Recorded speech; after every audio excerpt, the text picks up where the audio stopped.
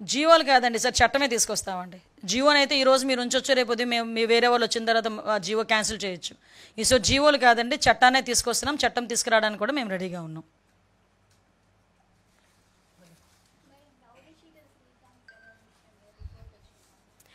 Yeah, అది report ఇంకా రాలేదండి. రిపోర్ట్ డీటెయిల్ రిపోర్ట్ అయితే వస్తుంది. యాక్చువల్గా మీకు అందరికీ కూడా ఇష్యూ తెలిసిందే.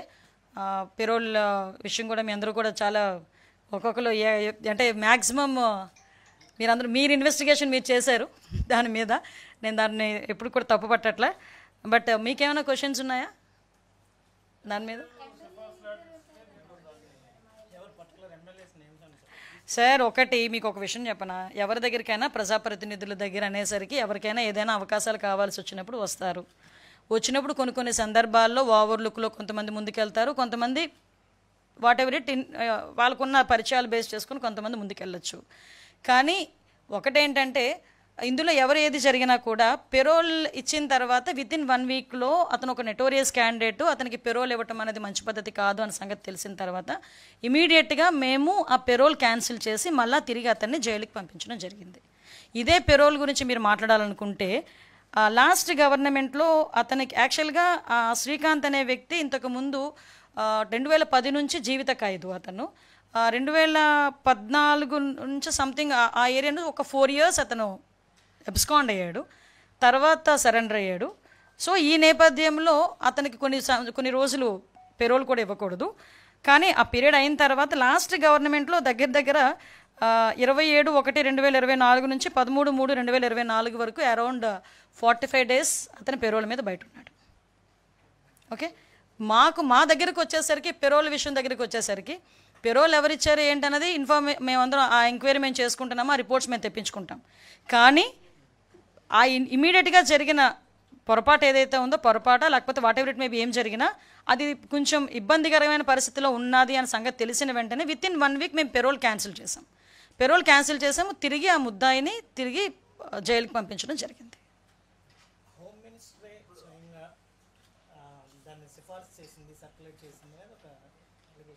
ఎవరున్నారు?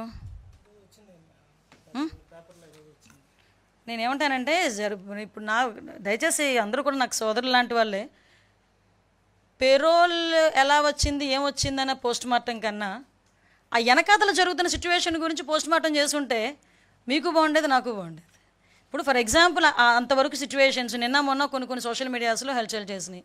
హూ ఈజ్ దట్ ఫెలో, ఆవిడ ఏంటి బ్యాక్గ్రౌండ్ ఏంటి, ఆవిడ ఏం చేస్తా అంది. సో నేనేమంటానంటే పెరోల్ అన్నది నేను డెఫినెట్గా చెప్తున్నానండి, పెరోల్ విషయంలో ఎలా వచ్చింది ఏంటన్నది నేనైతే డెఫినెట్గా మేమైతే మా ఎంక్వైరీ రిపోర్ట్ మాకు వస్తుంది, దాని మీద అయితే మేము ఎంక్వైరీ చేస్తున్నాం, అది పక్కన పెట్టండి. కానీ ఇమీడియట్గా మేము స్పందించి మాత్రం పెరోల్ క్యాన్సిల్ చేసి మళ్ళీ తిరిగి మేము లోపల తీసుకొచ్చి పెట్టాం. కానీ ఒకటి చెప్పండి.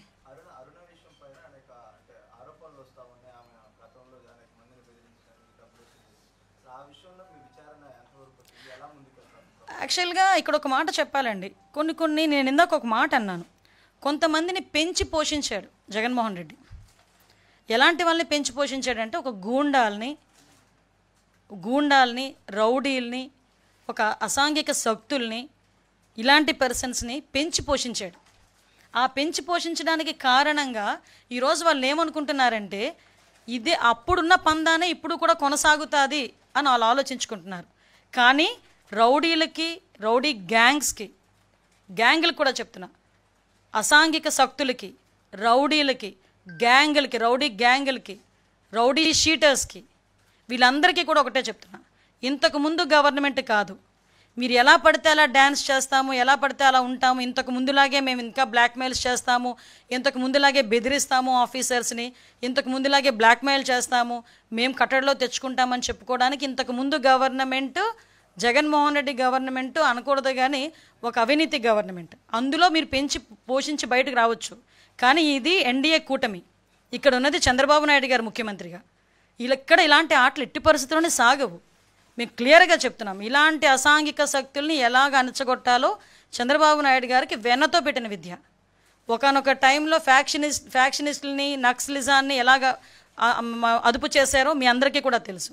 ఈలో పెద్ద ఇష్యూ కాదు.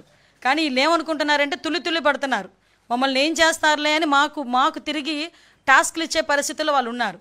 సో అటువంటి వాళ్ళని ఎట్టి పరిస్థితులను టాలరేట్ చేసే ప్రసక్తి లేదు. ఇటువంటి అసాంఘిక శక్తులు ఎక్కడెక్కడ ఉన్నాయో కూడా మేము కూడా ఎంక్వైరీ చేసుకుంటున్నాం. ఇటువంటి వాళ్ళు ఎక్కడెక్కడ ఉన్నారో కూడా మేము కూడా ఎంక్వైరీ చేసుకుంటున్నాం. ఎంక్వైరీ నేపథ్యంలో అటువంటి వాళ్ళందరి మీద కూడా ఉక్కుపాదం మోపుతాం. ఒకటి, మాకు పీస్ఫుల్గా ఆంధ్రప్రదేశ్ ఉండాలి, ఆంధ్రప్రదేశ్ ప్రజలు ప్రశాంతంగా ఉండాలి. అది మా ఎజెండా. భరోసాగా ఇవ్వాలి.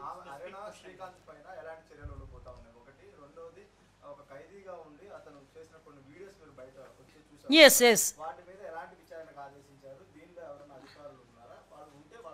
ఏమంటే దీని మీద క్లియర్ కట్గా ఇన్ఫర్మేషన్ అయితే తెప్పించుకుంటున్నాము. ఎంక్వైరీ అయితే వేసాము. ఎంక్వైరీ రిపోర్ట్ అయితే రెడీగా ఉంది. వాళ్ళు కూడా ఇవ్వడానికి సిద్ధపడ్డారు. విషయం ఏంటంటే వాట్ ఎవర్ ఇట్ మేబీ, అతను హాస్పిటల్కి వెళ్తున్నప్పుడు, మన ఈ వీడియోస్ వచ్చినవి కూడా, అతను ఏదో హాస్పిటల్కి వెళ్తున్నప్పుడు ఇది యాక్సిడెంట్ జరిగింది. యాక్సిడెంట్ నేపథ్యంలో అతను ఒక హాస్పిటల్లో జాయిన్ అయ్యారు అన్నది వచ్చిన ఇన్ఫర్మేషన్.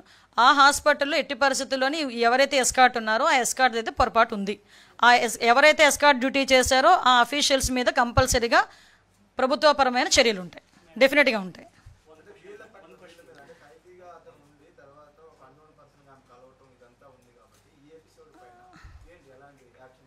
యాక్చువల్గా నాకున్న ప్రైమరీ ఇన్ఫర్మేషన్ ఏంటంటే ఈవిడ మీద ఒక 2 కేసులు కూడా ఉన్నాయి. ఇంతకుముందు ఒక వెలుగు డిపార్ట్మెంట్లో ఏదో పనిచేసేటప్పుడు 13 లక్షల రూపాయలు ఏదో ఫ్రాడ్ అయిందని చెప్పి వాళ్ళు తీసేసేయటం, సంథింగ్ ఇంకో కేసు ఏదో ఒక ఇంటిని ధ్వంసం చేసే కేసు ఏదో ఉంది.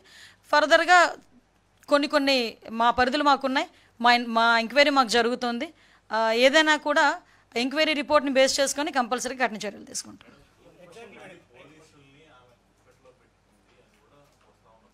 సార్ ఇందాక మీకు ఒక విషయం చెప్పాను అండి.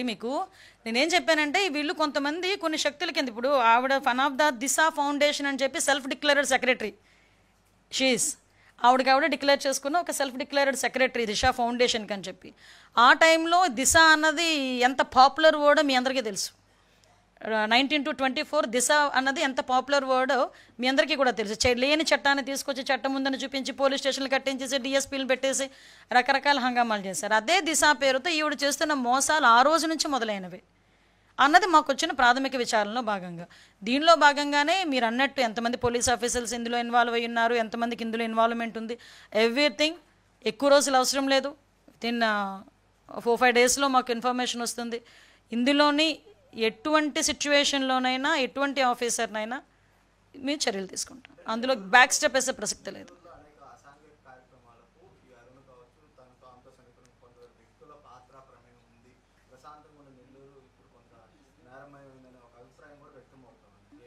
డెఫినెట్లీ మీరు అన్నది కరెక్టే. మీరు అన్న దాని మీదే మేము ఎంక్వైరీ చేస్తున్నాం. యాక్చువల్గా ఇంతకుముందు మాకు వచ్చిన చిన్న ప్రైమరీ ఇన్ఫర్మేషన్ బేస్ చేసుకొని మేము అన్నీ కూడా బయటకు తీస్తున్న నేపథ్యంలో అంటే హౌ షీజ్ అన్నది ఇక్కడ నేను మెన్షన్ చేయాలి. సంథింగ్ ఒక 3-4 డేస్ బ్యాక్ ఏదో ఒక సిఐకి ఫోన్ చేయలింది ఇదే మనిషి దగ్గర నుంచి. వెళ్ళడం ఎలా వెళ్ళింది తెలుసా? మా పేషెంట్ నుంచి వెళ్తున్నట్టుగా వెళ్ళింది నెంబరు. సంహో మా ఓఎస్డీకి ఫోన్ చేసి ఏంటి సార్ ఎవరో లేడీ ఉన్నారా, నన్ను ఎలా బెదిరిస్తున్నారంటే, ఏంటి ఆ నెంబర్ ఇవ్వండి, హెర్ నెంబర్ అంటే చెప్తున్నా. ఇంత సిచ్యువేషన్ జరుగుతున్నా కూడా ఆవిడ చెప్తోంది. Yes exactly, that's why we are enquiring. అందువల్లనే మేము చాలా డెప్త్కి వెళ్ళి ఎంక్వైరీ చేస్తున్నాం. కొన్ని సందర్భాల్లో ప్రెస్ ముందు కొన్ని మేము చెప్పలేం. మేము యాక్షన్ తీసుకునేటప్పుడు కొన్ని పరిధులు మాకు ఉంటాయి. ఆ పరిధులు దాటి మేము ఎప్పుడు యాక్షన్ తీసుకున్న తర్వాత పరిధి దాటి మేము మాట్లాడతాం.